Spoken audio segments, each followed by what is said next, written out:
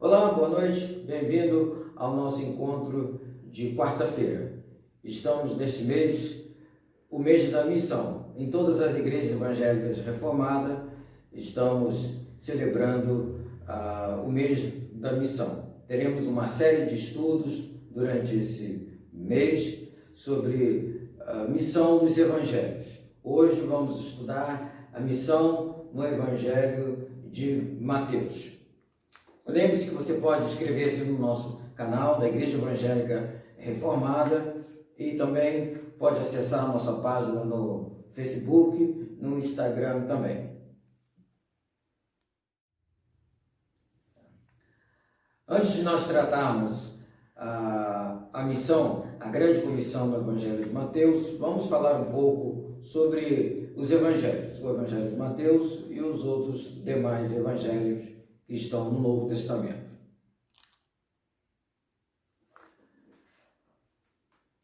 Bom, nós aprendemos que só existe um único Evangelho do Senhor Jesus Cristo, mas é o Evangelho de Jesus segundo Mateus, segundo Marcos, o Evangelho segundo Lucas e segundo João. Os evangelhos são divididos em duas partes: os evangelhos sinóticos, que é Mateus, Marcos, Lucas e João. Mateus, Marcos e Lucas. E o Evangelho de João é o quarto Evangelho. Os três primeiros evangelhos são chamados evangelhos sinóticos, porque têm a mesma visão, eles seguem o mesmo roteiro. Os evangelhos não são uma biografia da vida de Jesus, eles querem anunciar o ministério de Jesus. Então, os três primeiros evangelhos têm praticamente o mesmo roteiro. E o Evangelho de João segue um outro roteiro. Por exemplo, o Evangelho de João não tem parábolas. E os três evangelhos têm parábolas, repetem as parábolas. Tem algumas parábolas que estão só apenas em um evangelho, como, por exemplo, a parábola do filho pródigo, só está no Evangelho de Lucas. E alguns milagres, algumas narrativas, alguns discursos de Jesus só estão em um evangelho somente. Bom, se tratando dos evangelhos sinóticos,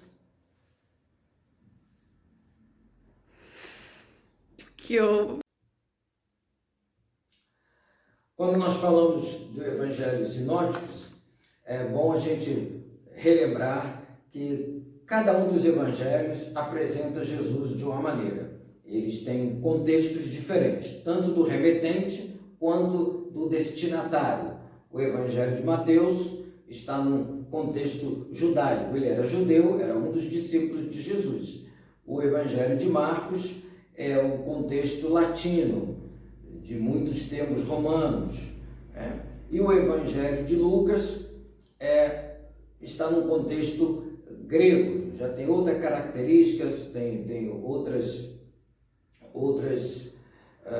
maneiras de escrever, de apresentar Jesus. Mateus apresenta Jesus como o rei, o Marcos como o servo e o Lucas como o filho do homem, ou o homem perfeito. O Evangelho de Mateus, vocês podem ver aqui, né? A audiência original, os destinatários, os primeiros destinatários eram judeus. O Evangelho de Marcos era uma comunidade de romanos, latina, e o Evangelho de Lucas, uma comunidade de gregos. Eles têm a palavra-chave, têm uns versículos-chave, e bem interessante aqui, o caráter do livro, né? De Mateus profético, porque o Jesus que o Mateus apresenta era o Messias prometido, profetizado no Antigo Testamento. O do Marcos é do servo obediente, tem um caráter mais prático, porque como é servo, tem que estar trabalhando, tem que estar prestando serviço, então Jesus está o tempo todo fazendo algo, praticando alguma coisa. E o Evangelho de Lucas tem um caráter mais histórico, é um evangelho bem extenso, até para narrar o nascimento de Jesus Cristo, ele é o mais extenso do que o Evangelho de Mateus. E assim, eles cada um tem a sua característica própria. Que bom assim, né? Mas eles se completam, né? Lembrando sempre, só existe um Evangelho, que é o Evangelho do Senhor Jesus Cristo. O Evangelho de Mateus, os estudiosos, né, aqueles que se debruçaram sobre o livro, descobriram, estudando, que ele tem 5 blocos. É um livro que tem 28 capítulos e cada um dos blocos nos remete ao Pentateuco, que são os 5 livros de Moisés, os 5 primeiros livros do Antigo Testamento, conhecido também como o livro da lei. O primeiro bloco lembra o livro de Gênesis, o segundo do Êxodo, o terceiro Levítico, Números e do Deuteronômio. A grande multidão, a grande comissão, o chamado ao discipulado, ao chamado missionário que Jesus Cristo faz, que é apresentado no Evangelho de Mateus, está no último bloco conhecido como o 5º bloco do Deuteronômio. Vamos relembrar também um pouco, passa mais a geografia no tempo de Jesus, né? Aqui a Palestina no tempo de Jesus, lembre-se, todo cristão deve saber isso, né? A Judéia, o território judaico está no sul da Terra Santa, Samaria está a região central e a Galileia, o território gentílico, está ao norte, né? Então Jesus nasceu no sul da Terra Santa, em Belém, e se criou lá em Nazaré da Galileia, né? Aqui está o Mar da Galileia e o Rio Jordão, chega aqui embaixo, o Mar Morto. Por que é Mar Morto? Porque as águas do Rio Jordão nascem lá em cima, na geleira do Monte Hermon. O gelo derrete, vem aumentando o volume de água, enche esse pequenininho aqui, enche o Mar da Galileia, transborda, aí começa o Rio Jordão, chega aqui embaixo, o Mar Morto, ele não tem mais para onde ir. Aí as águas chegam lá, acaba lá. Por isso que é o Mar Morto. É importante saber que Jesus andou por esse lugar, né? E os evangelhos, os 3 primeiros evangelhos, Mateus, Marcos, Lucas e João, a narrativa deles que Jesus está saindo da Galileia, está caminhando e vai chegar aqui na Judéia e vai morrer em Jerusalém. E no meio do caminho, então está acontecendo, as narrativas estão mostrando, anunciando o que aconteceu, né? Os milagres, a cura, as maravilhas, as discussões, os diálogos de Jesus com aquelas pessoas, com os fariseus e toda aquela série de coisas. Já o 4º evangelho, o Evangelho de João, ele descreve 2 trajetórias de Jesus, 2 caminhadas de Jesus da Galileia até a Judéia, né? Ele narra 2 Páscoas de Jesus, até a última Páscoa, a terceira, que Jesus foi crucificado. Daí então faz-se uma conta, né? O ministério de Jesus durou 3 anos. Jesus começou aos 30 anos e então morreu entre 33 e 34 anos.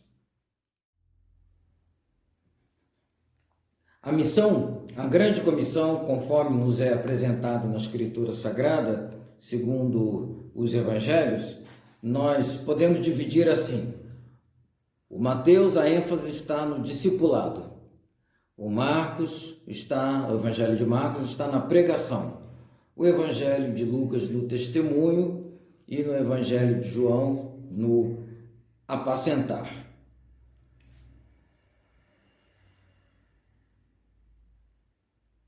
O chamado missionário, agora no Evangelho de Mateus, nos apresenta assim, Jesus dizendo: toda autoridade me foi dada no céu e na terra. Ide, portanto, fazer discípulos de todas as nações, batizando-os em nome do Pai, do Filho e do Espírito Santo, e os ensinando a guardar tudo que eu vos tenho ensinado. Isso. Assim nós temos visto. O Pai é que dá autoridade ao Filho, o Filho recebe esta autoridade, discipula aqueles 12 e depois os envia para a missão. A missão é de Jesus. O discipulado é feito debaixo das ordens de Jesus.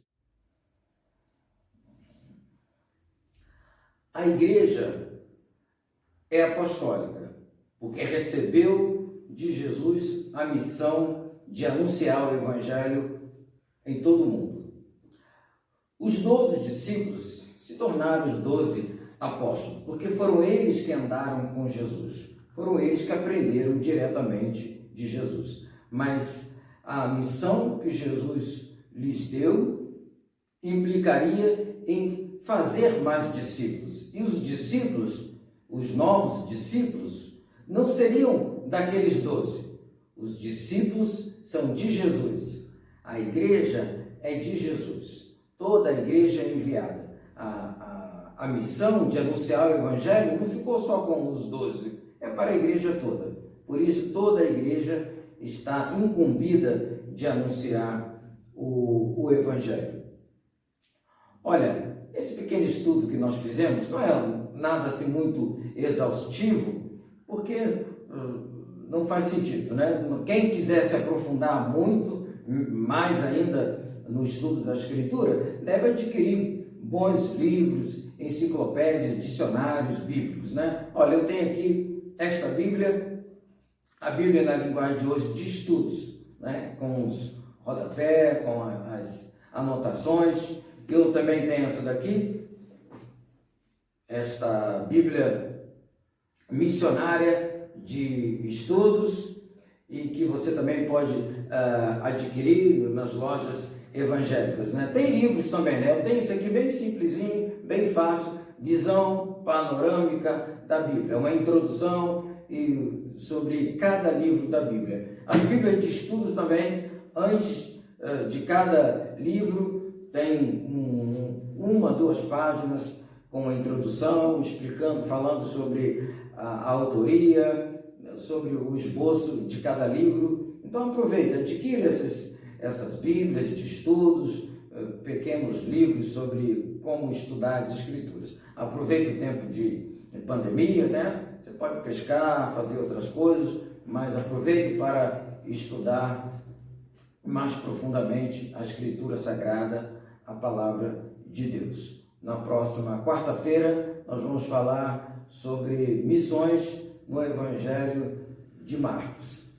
Boa noite, Deus abençoe, até a próxima semana.